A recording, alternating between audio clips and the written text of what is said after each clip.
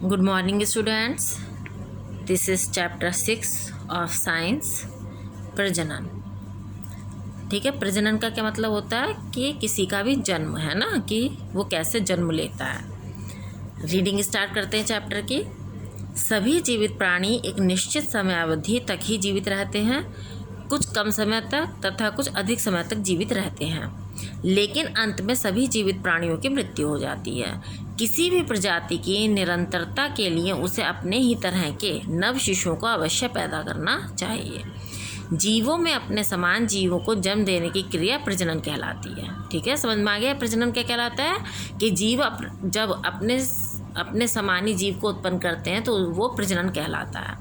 सजीवों की यह एक अत्यंत महत्वपूर्ण विशेषता है। प्रजनन का मुख्य उद्देश्य अपनी प्रजाति की जनसंख्या में वृद्धि करना है। प्रजनन की क्रिया में कोशिकाओं, ऊतकों तथा अंगों की वृद्धि तथा विकास भी सम्मिलित होते हैं। अब देखिए प्रजनन की विधियाँ। प्रजनन विधियों को दो वर्गों में विभाजित कर सकते हैं, अलैंगिक प्रजनन तथा लैंगिक प्रजनन। फर्स्ट, अब हम पढ़ेंगे अलैंगिक प्रजनन के बारे में। वह प्रजनन जिसमें केवल एक ही प्राणी अपने समान एक अथवा अनेक प्राणियों को प्रजनित करने की क्षमता रखता है, अलैंगिक प्रजनन कहलाता है। अलैंगिक प्रजनन में नर और मादा की आवश्यकता नहीं होती, जैसे अमीबा, ईस्ट, हाइड्रा आदि। देखिए अलैंगिक प्रजनन क्या होता है, जिसमें दो लोगों की यानी मेल और फीमेल, है ना, नर और मादा दो अलग अलग होते हैं, लेकिन अलैंगिक प्रजनन में इन दोनों की आवश्यकता नहीं पड़ती है। ठीक है, एक के ही द्वारा एक ही जो प्राणी है ना, वो अपने तरह के अन्य प्राणियों को जन्म दे सकता है। उदाहरण के लिए आपको यहाँ दिए अमीबा, ईस्ट, हाइड्रा आदि। अब आता है आपका सेकंड, लैंगिक प्रजनन। वह प्रजनन जिसमें प्राणियों को उत्पन्न करने के लिए माता पिता यानी नर तथा मादा की आवश्यकता होती है, लैंगिक प्रजनन कहलाता है। जैसे मेंढक, मछली, उच्च वर्ग के जंतु, गाय, कुत्ता, घोड़ा और मनुष्य। ठीक है, इसमें आपको दोनों की जरूरत पड़ेगी, माता की, पिता की यानी नर और मादा की। पौधों में अलैंगिक प्रजनन। पौधों में अलैंगिक प्रजनन निम्न विधियों द्वारा होता है। पहला, कोशिका द्विखंडन। अलैंगिक प्रजनन की यह विधि एक कोशिकीय प्राणियों में सबसे अधिक प्रचलित है। एक वयस्क कोशिका को दो अथवा अधिक संख्या में उसी प्रकार की संतति कोशिकाओं के विभाजन को कोशिका द्विखंडन कहते हैं। इस विधि में केंद्र दो संतति केंद्रकों में विभाजित होता है। इसके पश्चात कोशिका द्रव्य दो भागों में विभाजित होता है और प्रत्येक भाग में एक केंद्रक होता है। इस कोशिका का प्रसारण दो संतति कोशिकाओं की रचना करता है। ये कोशिकाएं आगे चलकर उसी तरह का द्विखंडन करती हैं जैसे बैक्टीरिया। रोचक तथ्य क्या है, बैक्टीरिया प्रत्येक 9.5 मिनट में प्रजनन करता है। ठीक है, यानी हर 9.5 मिनट पर एक और बैक्टीरिया जन्म लेता है। ट्यूबरक्लोसिस तथा कुष्ठ रोग के कारण बैक्टीरिया प्रजनन धीमा होता है। इसी कारण इन रोगों का प्रारंभिक निदान मुश्किल होता है।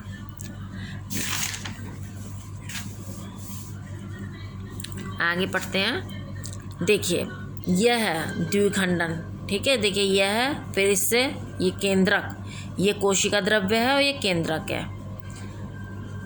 ये कोशिका भित्ति हो गई, ये चारों तरफ की। ठीक है, आगे बढ़े, ये केंद्रक जो दो भागों में विभक्त हो गया, फिर जो इसकी कोशिका भित्ति है वो दो भागों में डिवाइड हो रही है और ये दो बन गए यानी संतति कोशिका। इस तरह से इनमें ये प्रजनन हो गया, द्विखंडन प्रजनन ये इस टाइप से हुआ। अब आता है मुकुलन। इस प्रकार का प्रजनन करने वाले प्राणियों के शरीर पर एक उभरी हुई बल्ब जैसी संरचना बन जाती है। ठीक है, चित्र में देखिए ये बन गई है उभरी हुई बल्ब जैसी, जिसे मुकुल कहते हैं। पैतृक जीव का केंद्रक दो भागों में विभाजित हो जाता है, जिसमें से एक केंद्र मुकुल में चला जाता है। जब मुकुल विकसित हो जाती है तो वह मूल शाखा से अलग हो जाती है और एक स्वतंत्र प्राणी का रूप ले लेती है, जैसे ईस्ट। देखिए ये उभार हुआ, ये और बढ़ने लगा, यहाँ से जो इसका केंद्रक का विभाजन है इधर भी होने लगा और फिर यहाँ ये अलग हो गया और इस तरह से ये एक अलग जीव बन गया। अब आता है बीजाणु जनन। कुछ बैक्टीरिया तथा निम्न स्तर के जीव बीजाणुओं की रचना करते हैं। बीजाणु एक लघु एक कोश के प्रजनन इकाई होती है जो एक कठोर मोटी सुरक्षात्मक परत से ढका होता है। यह सुरक्षात्मक आवरण बीजाणुओं को प्रतिकूल परिस्थितियों जैसे अति उच्च तापमान, भोजन और जल का अभाव आदि के प्रभाव से बचाकर जीवित रखती है। परिस्थितियां अनुकूल होने पर आवरण खुल जाता है और बीजाणु नए पौधे को उत्पन्न करने के लिए अंकुरित हो जाता है, जैसे फफूंद, पड़नाव, काई और ब्रेड मोल्ड आदि। नमी और बासी ब्रेड की सतह पर सफ़ेद फफूंदी जैसी रचना राइजोपस से उत्पन्न होने वाला बीजाणु है। ठीक है। अब आता है विखंडन तथा पुनर्जनन। कुछ शैवालों में उनका लंबा फीतानुमा शरीर 2 अथवा अधिक खंडों में विभाजित हो जाता है। ये क्रिया विखंडन कहलाती है। प्रत्येक खंड एक नए जीव में विकसित हो जाता है। इस प्रकार के प्रजनन के लिए पौधे पुनर्जनन में सक्षम होने चाहिए। सजीव प्राणियों में स्वयं को पुनः प्राप्त करने अथवा क्षतिग्रस्त भाग को विकसित करने को पुनर्जनन कहते हैं। पौधों में कायिक प्रजनन अथवा कायिक प्रवर्धन वह प्रक्रिया जिसमें प्रजनन अंगों की सहायता के बिना ही पौधे अपनी जड़ों, तनों या पत्तियों जैसे भागों से नए पौधे उत्पन्न कर देते हैं, कायिक प्रजनन कहलाती है। कायिक प्रजनन 2 विधियों द्वारा संपन्न किया जाता है, प्राकृतिक विधि तथा कृत्रिम विधि।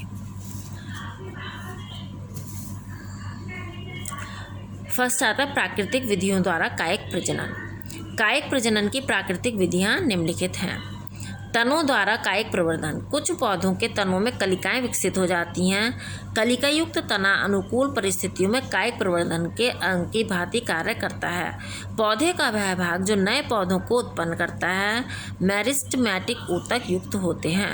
मेरिस्टेमेटिक ऊतक की कोशिकाएं विभक्त होकर नए पौधे को उत्पन्न करने में सक्षम होती हैं। इसके कुछ उदाहरण निम्नलिखित हैं। कंद। आलू का कंद एक भूमिगत संचयी तना होता है। भोजन संग्रह के कारण ये फूला हुआ होता है। इन कंदों पर उपस्थित कलिकाओं को आंखें कहते हैं। अनुकूल परिस्थितियों में प्रत्येक कलिका विकसित होकर एक नए पौधे को जन्म दे देती है। प्रकंद। अदरक, हल्दी आदि पौधों में प्रकंद नामक एक छोटा सा फूला हुआ संचयी भूमिगत तना पाया जाता है। इसमें भूरे शल्कपत्र कलिकाएं तथा छकड़ा जड़ें भी होती हैं। अनुकूल परिस्थितियों में प्रकंद पर उपस्थित कलिकाएं विकसित होकर नए पौधे उत्पन्न कर देती हैं। घनकंद भी एक छोटा फूला हुआ संचयी भूमिगत तना है। यह कचालू तथा ग्लैडियोलस आदि पौधों में पाया जाता है। इसमें भूरे शल्क पत्रों से घिरा एक फूला हुआ कलिकायुक्त आधार भाग होता है। ये कलिकाएं विकसित होकर नए पौधे को जन्म देती हैं। शल्ककंद एक रूपांतरित शाखा है। इसमें एक बहुत छोटा तना तथा रसदार संचयी पत्ते होते हैं जो भूरे शल्क पत्रों से घिरे रहते हैं। शल्ककंद के अंदर उपस्थित कलिकाएं फूटकर नए पौधे को जन्म दे देती हैं। प्याज तथा ट्यूलिप शल्ककंद के उदाहरण हैं। भूस्त्री तने। भूस्त्री एक पार्श्व शाखा होती है जो तने के भूमिगत भाग में विद्यमान गांठ से निकलकर ऊपर बढ़ती है। उसके बाद यह एक नए पौधे को जन्म दे देती है। पुदीना, गुलदाउदी, बांस आदि कुछ पौधे भूस्त्री तने द्वारा ही प्रजनन करते हैं। विसर्पी तने। भूमि पर समांतर रूप से वृद्धि करने वाले तने विसर्पी तने कहलाते हैं। इन पर शल्क पत्रों से ढकी कलिकाएं होती हैं। ये कलिकाएं जड़ें उत्पन्न करके नए पौधे को जन्म दे देती हैं। नया पौधा विकसित होने पर पुराना पौधा नष्ट हो जाता है। पत्तियों द्वारा कायिक जनन। कुछ पौधों की पत्तियों के किनारों पर कलिकाएं उत्पन्न हो जाती हैं। जब इनका कोई पत्ता नमीयुक्त स्थान पर गिर जाता है तो धूल कण उड़कर उस पर जमा हो जाते हैं। इस स्थिति में ये कलिकाएं छोटे छोटे पौधों में विकसित हो जाती हैं।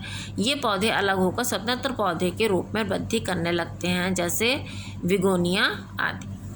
सेकेंड आता है कृत्रिम विधियों द्वारा कायिक प्रजनन। ये तो प्राकृतिक विधियां थी, अब है कृत्रिम विधि। पौधों की संख्या बढ़ाने के लिए कायिक प्रवर्धन विधि सरल, तीव्र तथा सस्ती है। इसी कारण कृषि तथा बागवानी में प्रायः इस विधि का प्रयोग किया जाता है।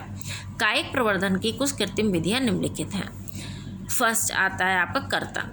किसी पौधे के तने का एक छोर जिस पर पत्ती कली होती है कर्तन कहलाता है। जब ऐसी कर्तन को नम मिट्टी में लगाया जाता है तो उसमें जड़ उग आती है तथा एक नया पौधा उत्पन्न हो जाता है, जैसे गन्ना, कैक्टस, गुलाब आदि।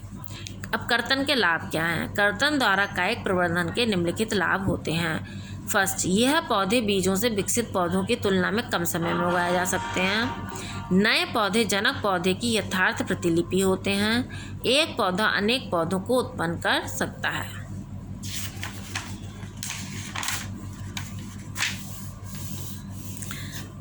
सेकंड आता है इसमें दाब लगाना। इस विधि में पौधों की एक निचली शाखा को खींचकर मिट्टी में दबा दिया जाता है और उसे नम मिट्टी से ढक देते हैं। कुछ समय पश्चात तने से जड़ें फूटती हैं तथा नया पौधा उत्पन्न होता है। इन कोपलों को उनके पौधे से अलग कर नए पौधे के समान उगाया जाता है, जैसे चमेली, बोगनविलिया, गुलाब आदि। कलम लगाना। इस विधि में एक वांछित पौधे की कलम को उसी प्रजाति के स्कंध की शाखा में एक कटाव में आरोपित किया जाता है। स्कंध तथा कलम को एक धागे से इस प्रकार बांधा जाता है कि उनकी एधा मिल जाए।